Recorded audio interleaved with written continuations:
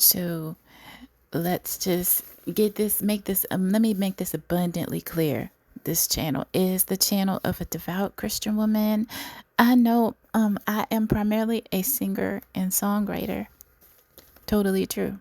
But clearly, I post other things also on this channel. I'm a devout Christian woman. I do believe in the rapture. Okay. But let's just be wise in how we move forward in this dystopian world, and USA especially, that we are living in. That as a watcher, because that's what I am, who have been doing this job for several years now, I have now deemed the United States of America as a treacherous status. So you can, I promise you, you can, Lord willing, especially with these helpful tips, you can survive September 23rd. This is not to mock the rapture. This channel, I do believe in the rapture. But something needs to be approached with wisdom, just in case this is not the Lord's assigned day. Also, there will probably be, even with the completion, the realization of the actual rapture, there will still be most likely the existence of crime. So people need to really approach this with common sense. That includes the legal system, regardless of what happens. So tips on surviving September 23rd, 2025 in a country that is a treacherous watcher, designated treacherous.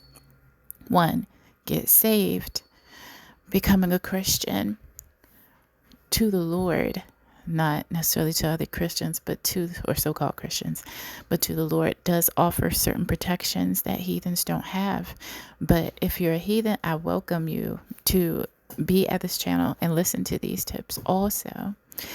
I'm always not operating in hatred. I'm always trying to preserve and save as much life and the quality of life as possible. Number 2, guard your heart. This is a verse, just in case you don't know, out of the Bible. Okay.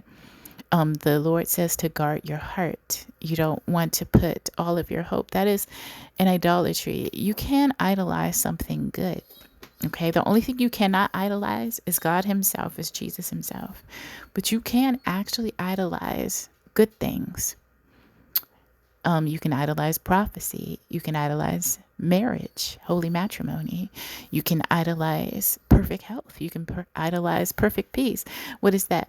He who sacrifices his life for the gospel shall find his life for my sake. But he who does everything in his power to preserve his life, that's a form of cowardice. That's a form of cowardice. He who is always obsessively trying to preserve his life and obsessively try to preserve his quality of life, first, he can't focus on God. He's so focused on himself. And he can't focus on others. He's so focused on doing for him. That's a form of cowardice. And that person shall, it says in the Bible, lose their life. The Bible says, guard your heart. No man knows when the rapture will take place, so make sure you approach this day soberly. Do whatever you should be doing. Number 3, be faithful at whatever task you should be doing and do them well. Number 4, pay for whatever you should be paying and, do that honestly to the best of your ability. Number 5, do not tell anyone your whereabouts or plans for this day if they are acting weird. 6, if you can, try to avoid going out or making plans on this day. 7, do not open the door for or even answer the door for anyone you do not know. 8, drive on populated roads, highways, and do not stop. Do not drive on sparse roads, but also do not go to a destination that will be sparse.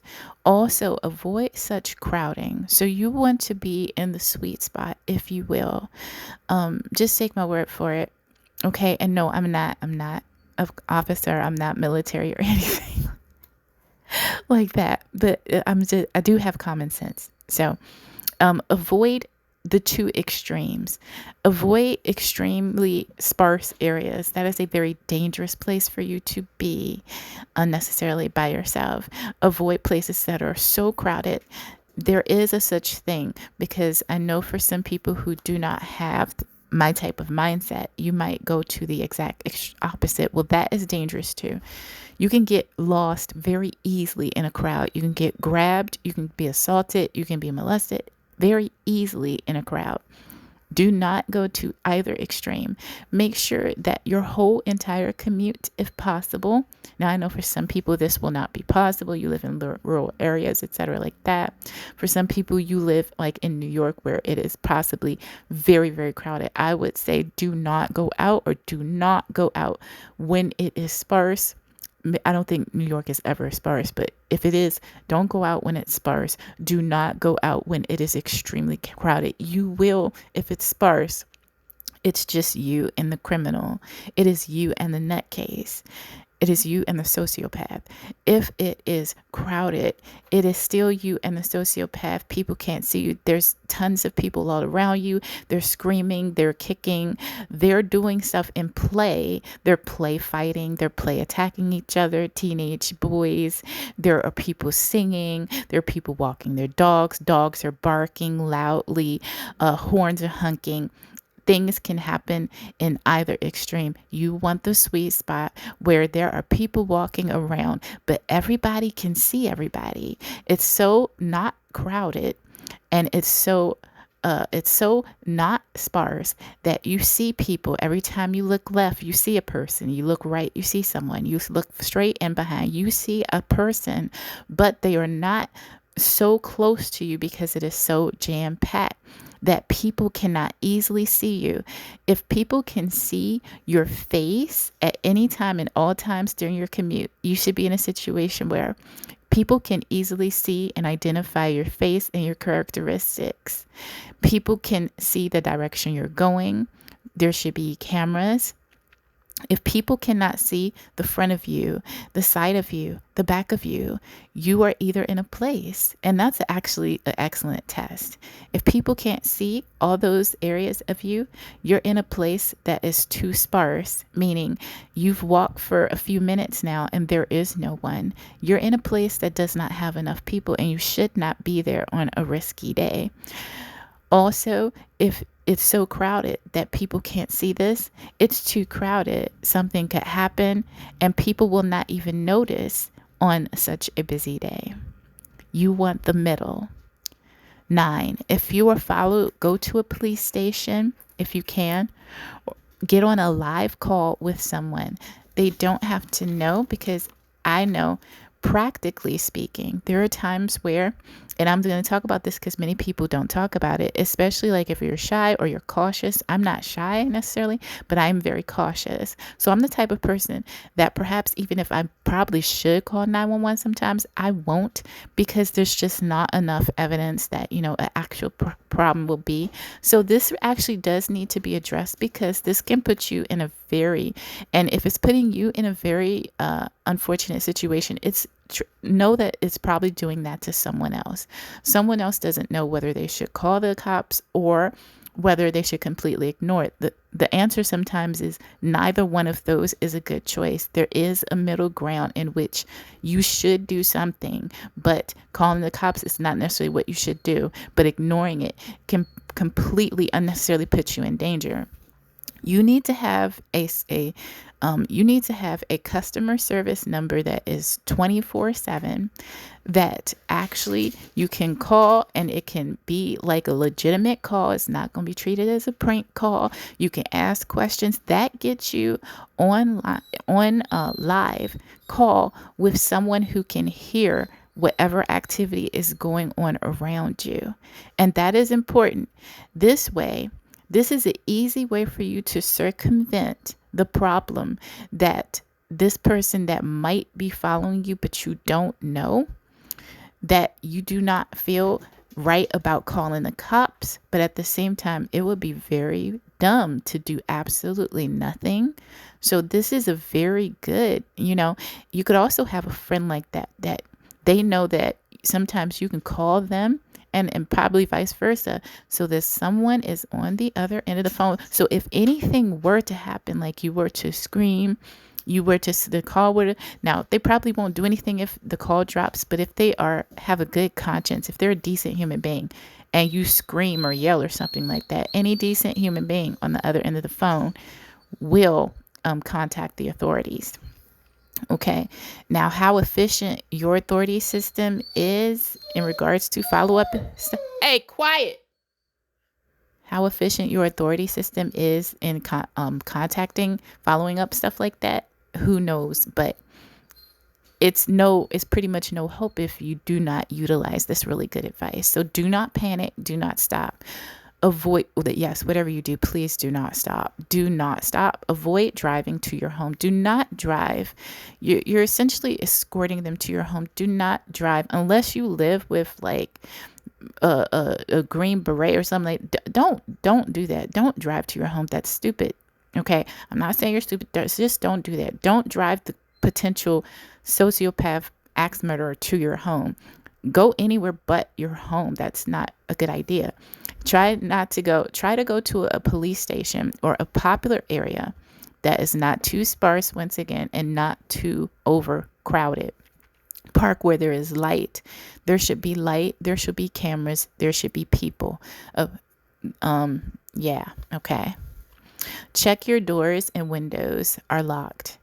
Okay. Ring cam and Wi-Fi are controlled by the Beast system already. Okay. I know this sounds extraordinary, but we've had 2 cases in which, in my case, it is abundantly obvious at this point. Not accepting that is just very, very naive. So Ring cam and Wi-Fi are being controlled by the Beast system already in the United States of America. Check on these systems periodically throughout the day, but do not rely on them. My experience twice over should be proof that you move forward with common sense, because you see this random lady on the internet who has proven twice over that at pivotal times my Wi-Fi conveniently shut off, so that a lie could be recorded by the Ring cam, essentially almost making the Ring cam absolutely useless. And the Beast system knows that, realizes that. But the devil is the father of lies. He's not the father of truth. God is the father of truth. The devil is the father of lies. He is a liar and has been a liar from the beginning. And those who follow and love him are lovers of lies. So the Beast system will cut your Wi-Fi ring at the pivotal moment of the crime. So you should have backup cameras and use your phone to collect video, photos, and record audio if necessary, as necessary. Don't be too good to do that when it comes to safety, especially potentially even lethal matters. Don't be too good to use your basic phone. Okay, use whatever you have to your advantage. A simple phone call can determine if you are alone in the house. The silence of no husband, no large dog, no friends, etc., even a soap opera or Kardashian show, because most men and most group of men don't want to see. Now, we know that the world has changed, and so that's probably not true especially in the United States of America, where a lot of them are gay.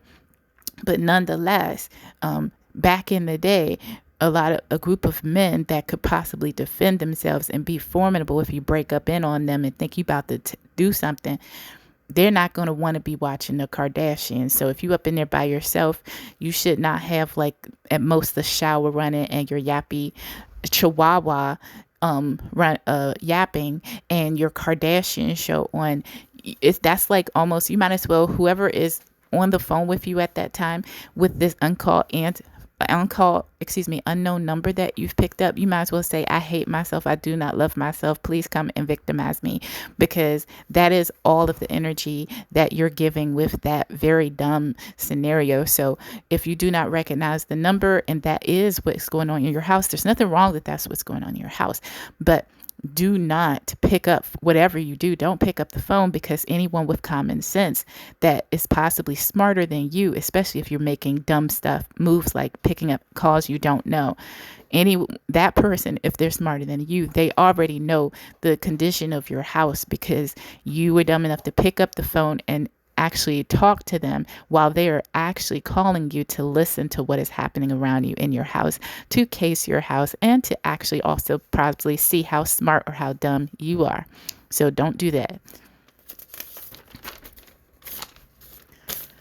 If there is not an absurd number of missing persons on this day, now this is more so to the authorities and the government, but go figure, right? Okay, treacherous status. So I guess maybe there will be pockets of honest authority places and stuff, and honest local governments or whatever. So it is what it is. So your mileage may vary, but here you go. So every missing person case on this day should be treated with typical protocol until the medical emergency, disability, and foul play can be adequately ruled out. Avoid any altercations or arguments that could unnecessarily an unnecessary strife with anyone. At least I say until October. So avoid fighting with anybody or even disagreeing with them heavily, vehemently until October. Just know, because a lot of people don't think this way, but sometimes somebody might be thinking about and you are completely unaware, doing you harm. And that one last argument is the deal that for you thought that it was just a last argument or a simple disagreement with your neighbor or something like that. But for them, now they know that's when they made the decision to act on it. Like they weren't necessarily there yet, but they are nefarious. And now that doesn't mean, now please understand, you have to be smart and use common sense. You cannot employ all of your beliefs onto other people. You have to deal with the real world around you. So a person first, in order to do you harm, they have to already be at the place where they believe, they accept that it's okay to do you harm. They don't have your value system. So it's dumb to project your value system onto them or your thought process. So there are people who they're considering committing a crime, but they will wait until a certain argument takes place, a certain disagreement takes place. I'm just saying the day before September 23rd is a bad day to argue with someone. September 23rd is a bad day to argue with someone. If a group of sociopaths come together and agree that a ton of people are going to go missing conveniently on that day, mind you, I do believe in the rapture, but I also believe in common sense. You need to heed their warning, okay?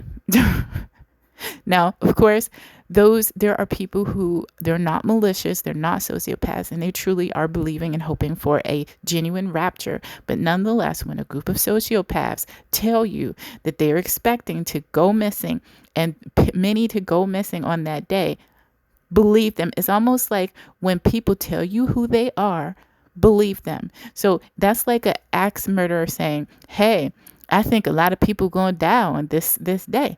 And I'm like, if I was the cops, if I was their neighbor, I would heed what they are saying. Okay. Because anything else would be stupid. Quite frankly, you may disagree with me, but then I haven't gotten it as far as I have, in life, even though I'm not old, but unfortunately, I haven't gotten this far being an idiot. Okay, so this is all good sage advice. So avoid any altercations that will make someone who does not have your value system perfectly okay with hurting you, because now they feel you totally deserve it. Like you should be hurt. I mean, why not? Because they knew that you were like inconvenient and just a nuisance, and now you just like completely altogether, you shouldn't even be alive, right? So don't push anyone over the edge. If you have services rendered such as dog walking, gardening, home repair, housekeeping, you should postpone so you can monitor your home. And that can be much simpler on that day. Don't make it harder for yourself by having all these random people, random services, even if you know them for years. Don't make it harder on yourself on risky days. It's just not necessary. If you work with high risk or public, social workers, for example, ministers, perhaps, like if you work with high risk or public, this is to your discretion, but I advise, so that once again, that kind of goes back to the the precursor one, um, let them know you will not be taking visitors and you won't be taking calls on this particular day. Okay. There are a few days that are problematic, such as Halloween and stuff like that. And I'm going to look at it kind of the same. Do not enter less frequent spaces alone if possible, or without trying to ascertain the status from the threshold. So don't just go barging in. Like, don't be naive. Don't go barging in when you're checking. The whole point of checking is, I am checking this space because I hardly ever frequent this space of my home, and I'm checking it because there could be a intruder already in the space. Okay, so you want to try to get as much information you can from the threshold naturally, because if you just run into this space, you literally just defeated the whole point of the exercise. So look before you enter the car, the cellar, the attic, the basement, and the garage. Have your guard dog, if you have one. This is convenient. Have your guard dog. Some of you are like, this is animal abuse. No, it's the job of the dog. I'm old school. If you're not old school, you will be miserable at this channel. It's the dog's job. Have your guard dog, for which this is its purpose in life. Have your guard dog run into the space. And some of you have dogs that are actually specially trained, but any good guard dog will naturally do this. Actually, they won't do it as thoroughly and as well as a dog that has been thoroughly trained to do it, but any good guard dog will naturally do the exercise. So have your guard dog break the threshold. You are not to break the threshold. That's just dumb. So when it is cleared, you should notate it and check, monitor that space, because these are spaces in your home where some of you, that's not all of us, but some of you, you're not poor like me. You have very large homes. And when the good is that there is a lovely large home, the bad is you have spaces in that large home that you are not going to, and someone can easily breach your home and be in that space, and they ought not be there. So check that space and make note of what the status in the morning, at least 3 times, in the morning, in the afternoon, and before you go to bed. Do not go to bed and then wake up in the middle of the night and do it. Before you go to bed, you should check all these places and spaces in your home. Once again, let the dog break the threshold if you have a dog. Do not do that yourself. Do not be separated from your guard dog when vulnerable. So when you take a nap, when you shower, when you pray, when you sleep, when you're ill, or have a little bit after, maybe an hour or two after you've taken a medication that make you drowsy or cause your senses to be slowed down a bit. Your dog should be close to your person. Your dog should be, oh, okay, I already wrote that. Okay.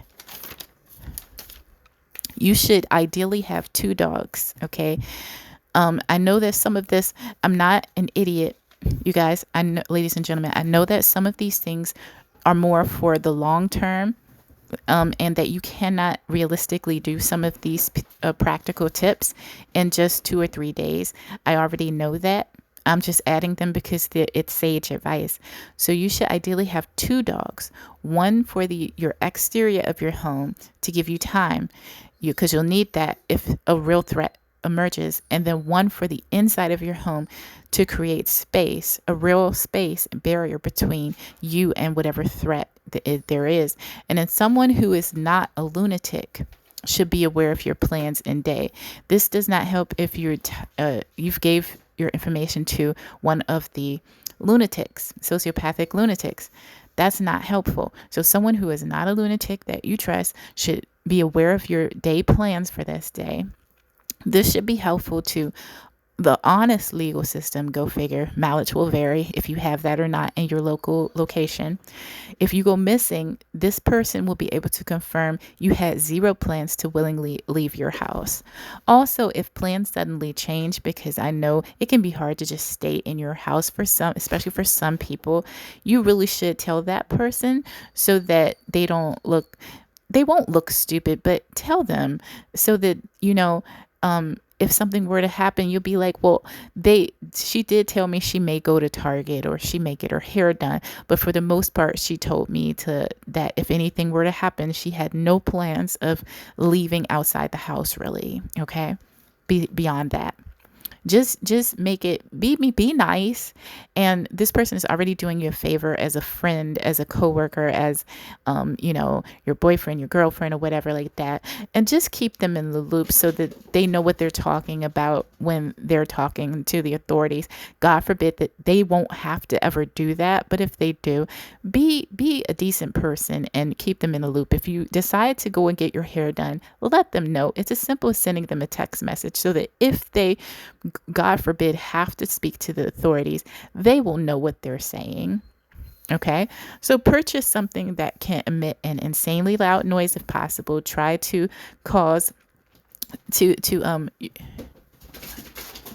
try your car's alarm system if you don't have that. If you have a car, usually their systems can be really loud. Don't forget to check under your car.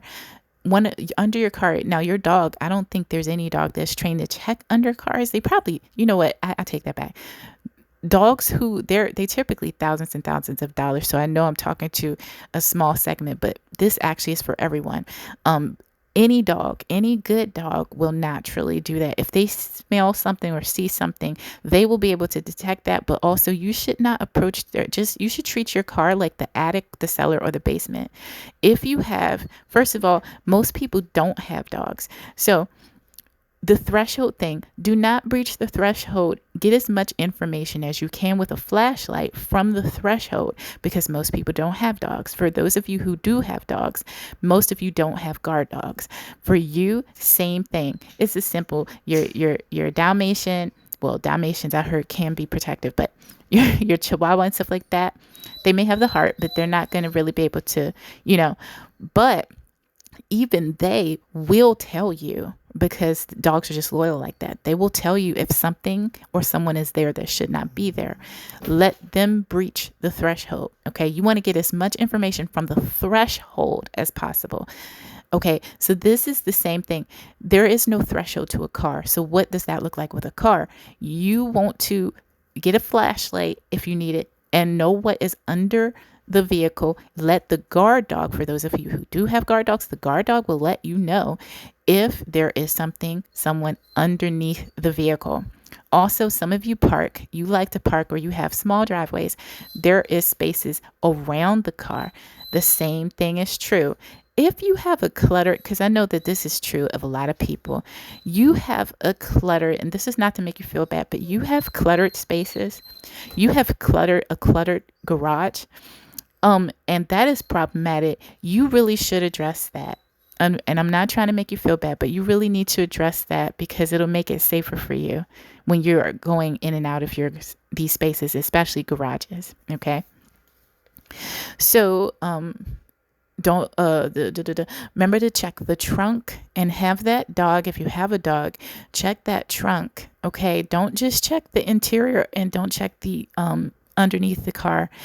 Also check the trunk of the car. Do not move that car. Do not enter into, because many of you do. You go, many people who are not safety minded, y'all jump into naked cars all the time. And that is really foolish.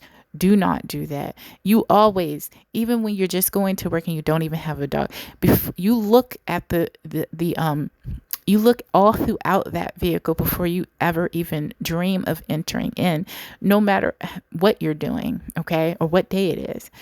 Make sure you're thinking of any weird smell that may be coming from your car, or any weird object that you hear. And God forbid, a weird sound. Most people will not have their car blown up, but if you hear a weird sound, any weird smell or weird object, that is God giving you your senses so that you can know something might be wrong with your vehicle. Do not get into the vehicle until you know what is going on.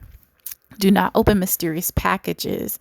The crazies come out on Halloween. This might be no different for the nefarious, okay? Many Christians are totally non-malicious and stuff like that, but some, hey, the sociopaths, they already said, hey, a bunch of people are going to go missing today. It's a no big deal. Well, it's a big deal until they are verified. If that does happen, that there was no foul play. It is a big deal. Okay. So heed what people tell you. That's what they're essentially telling you. So heed it. So the crazies come out on Halloween. This could be no different. Um, That's much stuff as you do not know that. Check behind your bushes, under your decks, and crawl spaces. Do not complete if something is found. Know what to do if something is found. You need to abort immediately if you do not have the training to specialized training to handle and neutralize threats such as this. You need to abort immediately and secure help as soon as possible. You need to get you and potentially, hopefully, your dogs too. Quiet, quiet, quiet. You need to get you and your dogs away from the situation as quickly as possible. If you are have a family, absolutely, that's a no-brainer. You definitely need to get them away from the situation as possible, because you have run through all the steps, you did all the tips, and you actually found something for someone. You need to secure help as soon as possible, but you also need to, your main focus is getting you and your family and your guard dogs as far away from that. Yes, even though you have guard dogs, right? They are for the in worst case scenario. You really want to get all of you away from that situation as fast as possible and secure outside help that's specially trained for this. That way, it helps your dog to, now some dogs are trained, and that's to your discretion. If you have a dog that is specially trained as a guard dog with advanced training to actually hold and keep at bay, because some dogs can do that, the threat, then you can do that. But just understand, and you already know, typically you've received training too if you have that level of dog. Understand that that does present some risk to it. It's risk to your dog, and it's still risk to you, because that dog truly does. That is a very dangerous situation, but you already appreciate and know that. And there is risk to you and the dog if that person were to breach at all or have a weapon upon them that they are able to grab or get. Okay. So just understand that while you do have that, your dog has that specialized training, and you have the specialized training more than likely to actually handle that dog. And you might prefer, because if you do it the way I actually suggested, the cops may never find the person. Also, the B system cops, they could be in on it, don't care. We are realists. I already know that. I acknowledge that. Okay. Only the truth on this channel, not the lies.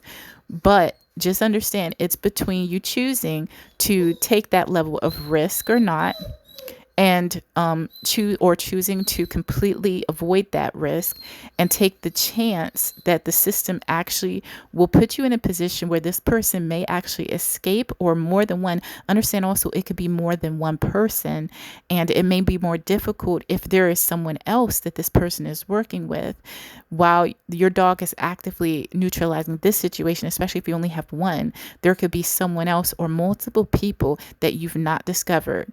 That's why I said, that's another reason why I said that, is because I've considered that if you found one problem, there could be another problem. There could actually be multiple breaches of various kinds in your home that you are not even aware of.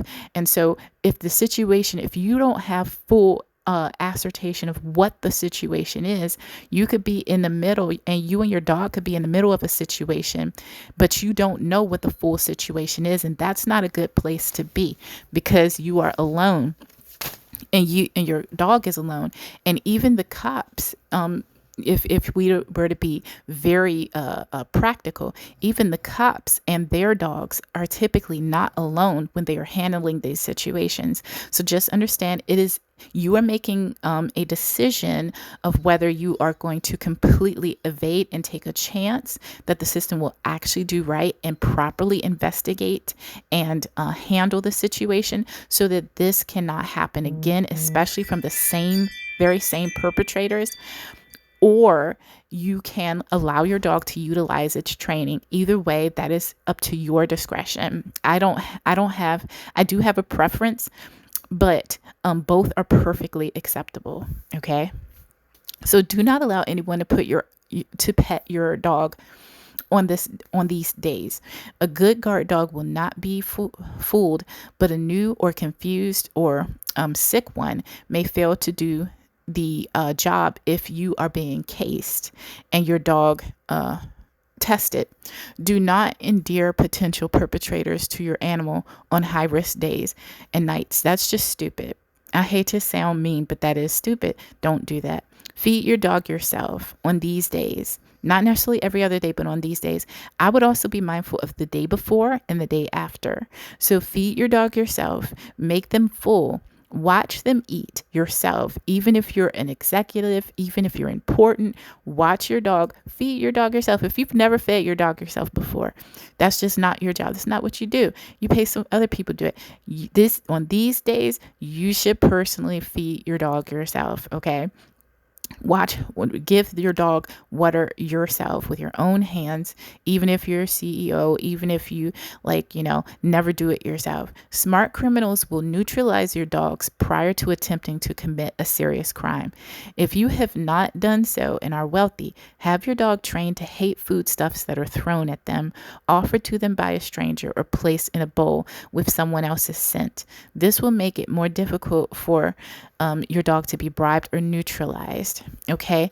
Also, have this activity tested every now and then. If you're practical like me, you may have to get rid of a dog. You may have to get rid of a dog because maybe at first it would pass the test, but it's no longer passing the test. I believe some dogs are more trustworthy when it comes to bribery and neutralization than others. Some dogs are smarter than others. Some dogs will stay on that case and never let go. They are all about the job. Other dogs, they grow lax over time. So if you're like me and you really are just a practical person, you know that, and you need to be okay that you might have to have your dog retrained, or you may have to get rid of that dog and replace it with a dog that will do the job. Okay, because your guard dog should not be accepting bribes. And quite frankly, most people cannot afford, because it is extremely expensive training. Most people can't afford it. But if you can't afford it, you should get it for your dog. And like I said, if your dog cannot pass the test and you're not sentimental, if you're very practical like me and safety minded, you should, if you can afford it, replace that dog. Most people's dogs probably will accept a bribe. It is sad. It is horrible. That puts the dog at great danger and great risk. But most people, dog probably will accept a bribe. Just know that. Have your dogs spayed or neutered so a determined nutcase can't distract your dog with a female in heat, or a willing male, if your own guarding female is in heat. If you know anyone like-minded, you can promise to call throughout the day just to check in. Understand it's reasonable for like a 3 a.m. phone call to go unanswered, and receive zero follow-up. This is normal, provided you were not followed, your dog was not approached that day, and you told the person so they're aware to be petted and tested and groomed, provided there was no strange package or a silent phone call where that person was listening because you're the idiot that actually picked up an unknown number and you speaking to a total stranger because apparently you have no life whatsoever. You give a total stranger 5 minutes of your life, and while you're doing that, they're like, wow, she's dumb. And like, wow, I can totally go break into her house right now because she's watching Kim Kardashian and she has this little like yappy dog in the background. So yeah, this is totally the next house we're going to case and break into. So don't do that. Don't be that person. Okay. So provided all of that, and no strange sound in your house, most people will not disturb you with a welfare check. They won't do it at 3 a.m. If you have the standing agreement, it's dumb to not answer the phone the next day. Okay. So even if it was me and I'm the one that's safety minded, I'm the one that's practical, I'm the one giving all the advice that came from my brain, I'm telling you all this, I'm not going to, provided none of that happened, I'm not going to have the police come to your house at 3 a.m. You probably just fell asleep. However, most reasonable people will presume you fell asleep, but will most certainly call the police if you do not answer the next day. So make sure, because if I'm your designated person and I call you at 3 a.m., but you don't answer, okay, you're asleep. But I'm calling you the next day. Make sure you let them know you feel safe and they don't have to check anymore, or that you communicate with them, as I do suggest, if your loved one does not answer the next day, a welfare check absolutely should be done. Okay, this was the deal. They let 3 a.m. slide. Most people will fall asleep around that time, but it's not normal to have this such a standing deal unless you're a complete jerk or idiot. Why would you have someone call you, not answer the call? That's horrible. Don't be an idiot. At the same time, this is a good thing to do. So answer your phone for your designated person. So you're not necessarily answering the phone for everybody else, but you're absolutely answering the phone for your designated person until such time as you tell them, okay, everything, I feel safe and everything like that. You don't have to check anymore. That way, like if they call and they don't get an answer, they know they don't have to call the police for a welfare check. But they absolutely should. You absolutely should. If you have an agreement, it's the now into the next day. You're calling and calling. There's no answer. Call the police and ask for them to do a welfare check on this person.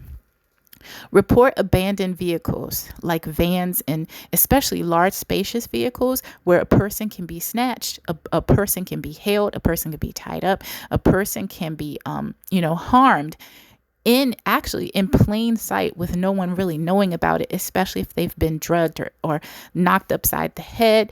And so they are dazed and stuff like that. So first of all, these vehicles should not be in your neighborhood anyway. They are dangerous even on good days. So you really need to clean up. If you have this around your neighborhood, you really need to clean up. It means that you yourselves have low self-esteem. I'm not trying to be mean, but it is. So it means your neighborhood, you and your neighbors have low self-esteem because you're allowing this in your neighborhood. It also means that the people who are policing your neighborhood, your officials, have low self-esteem because they think so little of the neighborhood that they're letting death traps essentially just linger in your neighborhood. So if you have abandoned buildings, abandoned homes, and abandoned buildings, abandoned homes, abandoned vehicles, these things need to be addressed. If you don't address them, you do not love yourselves. Okay. I recommend that you should be teaching your children. First of all, they shouldn't play on risky days, but I understand some of y'all may think that is horrible that I would say that, but I don't think they should play on risky days such as Halloween and stuff like that. And I don't think this should be treated any differently. Also, anyway, I'll move on. So wealthy, have your dogs, even if they look like they're perfectly okay, have your guard dog, sometime, like, don't do it the day before, the day during, of course, they should be working on the day before, like Halloween or something, and the day after. Don't do it on those days, but like before those days. So it's like a week period where before, after you could do, no, not before, but like after. Take your dog for a checkup. No, don't wait for a week. On very risky days, such as Halloween, do the next day. I'm sorry. I didn't mean to give you bad advice, but no, the next day, because I just realized about the digestive system of a dog. And while I am not a guru. I do not know purely about a dog's digestive system. I do know enough to know some things. Okay, I'll just read from my paper. Have a checkup for your dogs for injury or illness, even if they seem like they're perfectly fine, as some poisons don't show for several hours after ingestion. I know this for a fact. Also, check and look for items that were thrown to your dog and collect them as evidence. Before you touch them, and try to touch them with like tongs or something like that. And just be aware and accept that it's the B system. My stuff will always be consistent. A lot of channels, even ministries, you will find tons of inconsistency. My stuff will always fit. It will always piece together. We realize that the B system, just know going in, they may not take this seriously. They may not even investigate or anything, but you need to do your part because you love yourself, you love your family, and you respect yourself. So because you respect yourself, you value yourself, and there's nothing wrong with that. And you love your dog also. Go ahead and at least give them the opportunity to do the right thing, knowing that they probably won't. Okay. So clearly you didn't put these bars of chocolate, these tons of raisins over your own fence trying to kill your own dog, knowing that these are poisonous to dogs. They throw onions, chocolate, put like everything in the kitchen sink over the fence. Take photographs first. Take good, clear photographs first, and hopefully your dog didn't ingest it. But your dog should be seeing a vet regardless, even if they seem fine. Okay, because a dog can seem fine for several hours and then blow up seriously and die. Okay, know from experience. So definitely take photographs. Try not to touch them. If you can, here's what I suggest. After you take the photographs first, because you know what? Even if your dog is well trained and won't ingest them, and good to Fido. Absolutely good to Fido. If your Fido did not ingest them, good dog, good boy, right? First of all, that's a miracle if they weren't trained. But second, you want to first, before you do anything else, because I realize I am not the officials. Out of due respect, even though I think a lot of them, the B system is absolutely horrible, out of respect, just in case they do the right thing, call them. This is appropriate. You need to call them. Ask them what they want you to do with this evidence, because that's what it is. They may say, just understand, guard your heart. They may do nothing. They may be, because it's the B system after all, they may be trifling as hell. They may do absolutely nothing and tell you, well, ma'am, what do you want us to do? It's just some chocolate, it's literally everything that's poisonous to a guard dog. Like, what do you think we're dealing with here, right? Some criminals tried to just kill my dog, right? Okay. So it could be anything from, ma'am, like, what do you want from us? Trifling, just totally trifling, to, okay, don't touch it. Remove your dog. Naturally remove your dog. If they have common sense, they'll tell you, remove your dog from, first of all, that you should do that anyway. Remove your dog from these things. Okay, lest they do touch it, ingest it somehow. And wait for us. We're going to actually dispatch someone to actually do everything that I just said you could do. So I'm mindful. Wow.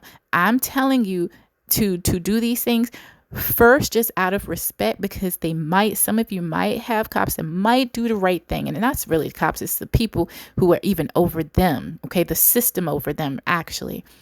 But just in case they'll do the right thing, what you want to do is give them the opportunity, because you don't want to overstep. So give them the opportunity. They will know what you're supposed to do with that evidence. They might suggest that you remove your dog from it, because those things are totally lethal to your guard dog. Remove your guard dog from it. Go away. Go in the house. Make sure that the house is, if the house feels safe in the house. If you don't feel safe in the house, they may actually tell you to go to the station. Okay. Especially if you drive or something like that, they may tell you to do that, but they may tell you that they're going to come out and they're going to collect the evidence themselves. If they do that, hooray, good for you, because they actually did the right thing.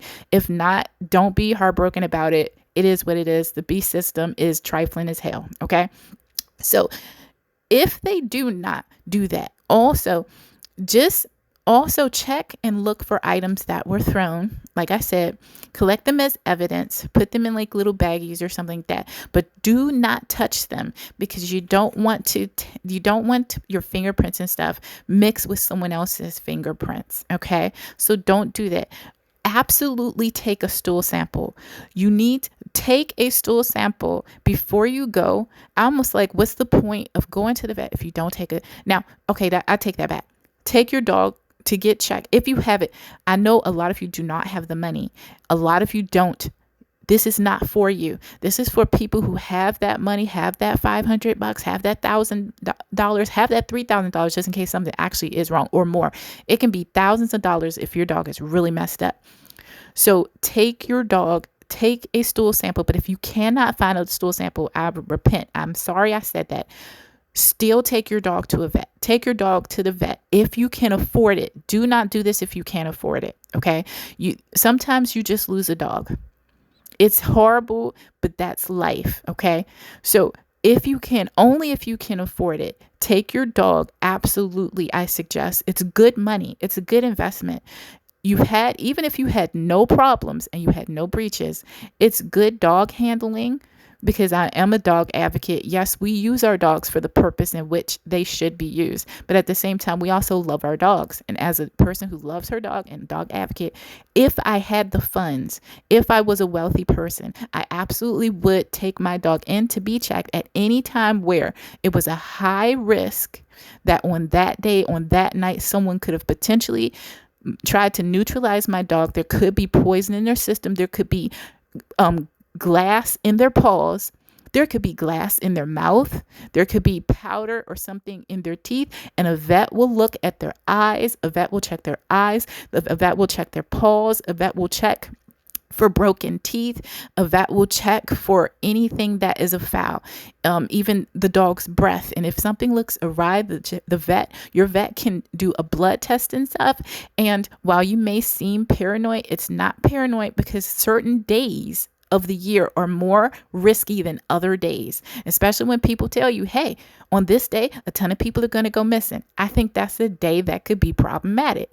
So definitely the day after, if you are rolling in the money, your dog deserves, your guard dog deserves the right to some of that money that you do have.